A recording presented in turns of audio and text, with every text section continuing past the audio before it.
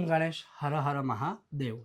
अब हनुमान जयंती है, तो हनुमान जी को अगर हमें खुश करना है तो कैसे करें? देखिए, ये जो मैं आज आपको बताने वाला हूँ, वो भगवान महादेव जी ने ही स्वयं बताया हुआ है और इस विषय पर मैंने एक स्पेशल वीडियो पहले बनाया हुआ था और मैं आज पुनः आपको बताऊँगा। अधिक बहुत कुछ चीज़ें करने की ज़रूरत नहीं है। जैसे जो शिव जी ने बताया था कि आप ये उपाय कीजिएगा अगर हनुमान जी को प्रसन्न करना है और आज आपको मैं वही बताने वाला हूँ और उसके अतिरिक्त आप क्या-क्या कर सकते हो अपनी मनोकामना की पूर्ति हेतु, भगवान श्री हनुमान जी को प्रसन्न करने हेतु। अगर आपको आज का यह विषय वीडियो पसंद आए, लाइक करें, शेयर करें, चैनल पर नए हो तो सब्सक्राइब कीजिएगा। ओम गणेश, हर हर महादेव। तो चलिए शुरू करते हैं। तो सबसे पहला ये स्मरित कीजिए, याद रखिए कि हनुमान जी को जो है वह आप सरसों के तेल के साथ सिंदूर मिश्रित करके हनुमान जी के ऊपर अभिषेक करें। अब यहाँ पर दूसरी बात ये होती है जो बहुत ही आवश्यक है सबको जानने के लिए, सबको सुनने के लिए और वो आवश्यक बात क्या है? बहुत लोगों के घर में जो है भगवान की मूर्तियाँ पॉलीरेसिन रहती है, उसकी रहती है मतलब प्लास्टिक की रहती है, रेसिन की रहती है जो अतिरिक्त रूप से घर में नेगेटिविटी फैलाती है। मैं सिर्फ़ बात करूँ हनुमान जी की मूर्ति के विषय में, तो अगर आपके घर में ये मूर्ति है हनुमान जी की तो उसको राम-राम कह के विसर्जित कीजिएगा।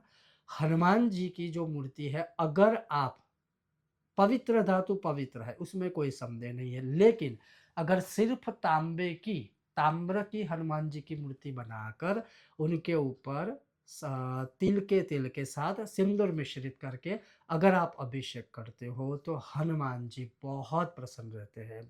अब जब आप यह अभिषेक करते हो, तो अभिषेक करें किससे? तो आप अभिषेक कर सकते हैं हनुमान चालीसा से, आप अभिषेक कर सकते हो बजरंग बाण से, आप अभिषेक कर सकते हो सुंदरकांड से, आप अभिषेक कर सकते हो वडवानल स्तोत्र से, आप अभिषेक कर सकते हो हनुमान माला मंत्र से, आप अभिषेक कर सकते हो हनुमान जी के किसी भी मंत्र से। तो कहने का तात्पर्य है इसमें से आप कोई भी एक चीज़ कीजिए, ऐसा नहीं है कि सब कुछ मैं कर दूँ। जैसे सुंदरकांड से अभिषेक करना है तो सुंदरकांड से कीजिए, हनुमान चालीसा से करना है तो हनुमान चालीसा और हनुमान चालीसा ही मैं सबको सजेस्ट करूँगा क्योंकि हनुमान चालीसा सबको आती है। और उसमें ये है कलयुग में कि अगर भूत प्रेत पिशाच से आप पीड़ित हो तो वो अंदर आ जाता है। अगर आपको विद्या चाहिए तो वो आ जाता है, बुद्धि चाहिए तो वो आ जाता है, ज्ञान चाहिए तो वो आ जाता है, संकटों का विनाश करना है तो वो भी आ जाता है। तो आपका जो संकल्प है, वो संकल्प पहले लीजिए और संकल्प के बाद आप इस तरह से हनुमान जी की मूर्ति के ऊपर अभिषेक कीजिए। लेकिन जैसे मैंने कहा कि हनुमान जी की मूर्ति भी तो सही होनी चाहिए। तो इस प्रकार से आप अभिषेक कर सकते हो। लेकिन जैसे मैंने शुरुआत में ही कहा कि प्लास्टिक की मूर्ति के ऊपर, पॉलीरेसिन की मूर्ति के ऊपर आपको वो चीज़ नहीं करनी चाहिए। सिर्फ़ धातु की मूर्ति अगर आपके पास चांदी की मूर्ति है ठीक है, सोने की मूर्ति है तो भी ठीक है, पीतल की मूर्ति है तो भी ठीक है, लेकिन हनुमान जी को सबसे अधिक प्रिय है तो वो है ताम्र धातु तो वो। अब ये तो हो गया हनुमान जी के अभिषेक के विषय में। तो अभिषेक जब हो जाए उसके बाद जो वह तेल और सिंदूर है पवित्र जगह पर आप विसर्जित कर सकते हो। भगवान को अच्छे से स्नान आदि करवा लीजिए। फिर आप भगवान को सिंदूर का लेपन कर सकते हो, टीका लगा सकते हो, चंदन का लेपन कर सकते हो, भस्म का भी लेपन कर सकते हो। भगवान को फिर जैसे आप चावल चढ़ाइए, भगवान के आगे जो है लाल रंग के पुष्प अर्पण कीजिए। आंकड़े के जो पुष्प रहते हैं अर्थात अर्क पुष्प रहते हैं, चाहे वो सफ़ेद अर्क हो, चाहे वो लाल आँख हो। उसकी माला, पुष्प आदि अर्पण कर सकते हो।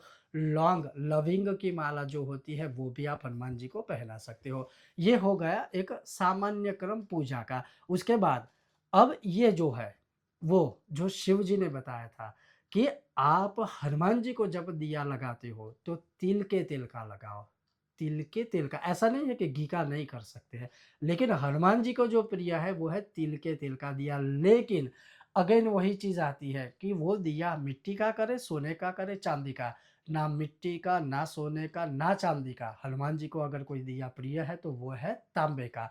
तो तांबे के दिए के अंदर खड़ी या लेती कोई भी बात, तिल के तेल का दिया है वो हनुमान जी को तांबे के दिए में बहुत प्रसन्न करने वाला रहता है, शीघ्र प्रसन्न होते हैं। तो ये हो गया दिए के विषय में। अब हम बात करते हैं धूप के विषय में। तो धूप अनेक अनेक प्रकार के होते हैं, लेकिन उसमें भी गुग्गुला धूपम, हनुमान जी को गुगुल का धूप जो है वो सर्वाधिक प्रिय है। जैसे शिव रुद्र और हनुमान जी रुद्र, रुद्र हनुमान जी। तो मतलब उनका जो एक जो अवतार है उनमें हनुमान जी भी है, और शिव का ही अंश शिवांशी है हनुमान जी। तो कहने का तात्पर्य है गुगुल का धूप हनुमान जी को अतिशय प्रिय है, तो उनको प्रसन्न करने वाला है। अब क्या बाकी रहा? भगवान को नैवेद्यम, प्रसाद, भोग। तो भोग क्या लगाए?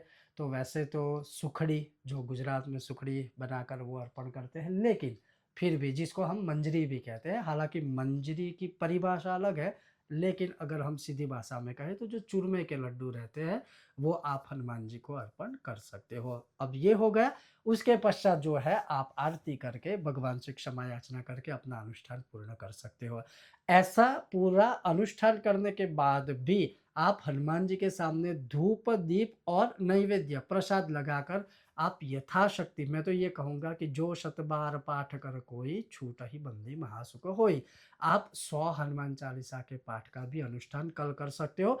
पूरे दिन से लेकर पूरी रात्रि काल तक आप पूरा अनुष्ठान समाप्त कर सकते हो। अगर मैं अधिक रूप से आपको कहूँ तो रात्रि के 10 बजे से लेकर के, अगर आप पाठ की मैं बात कर रहा हूँ, हालाँकि अभिषेक पूजा भी आप रात्रि में चाहे तो कर सकते हैं देश काल के अनुसार। तो आप रात्रि में शांति से अनुष्ठान पूरा पूर्ण कर सकते हो, अधिक और कोई नीति नियम नहीं है। बस नीति नियम ये है कि अगर आप अनुष्ठान कल करते हो, अगर आपको प्रॉपर इस प्रकार से पूरा हनुमान जी को प्रसन्न करने का प्रयोग करना है, तो जो सामान्य नियम रहते हैं, क्रोध नहीं करना है, निंदा नहीं करनी है, ब्रह्मचर्य का पालन करना है, भूमि शयन करना है, वाद-विवाद में नहीं जाना है, सात्विक भोजन करना है, या फिर आप पूरे दिन फलाहार करके भी रह सकते हो। तो इन सारे नियमों का पालन करके आप हनुमान जी को प्रसन्न कर सकते हो, जो शिव जी ने स्वयं यह रहस्य बताया था। तो हनुमान जी को प्रसन्न करना है, तो हनुमान जी की मूर्ति भी संभव है तो तांबे की रखिए। हनुमान जी को दिया करना है, तो वो तांबे का ही प्रयोग कीजिए, और हनुमान जी के ऊपर अभिषेक करना है या दिया करना है, तो तिल के तेल का आप प्रयोग कीजिएगा। इस प्रकार से आप हनुमान जी को प्रसन्न कर सकते हो। ओम गणेश, हर हर महादेव, जय सिया राम। और आप सभी को हनुमान जयंती की मेरी ओर से बहुत सारी शुभकामनाएँ। ओम गणेश।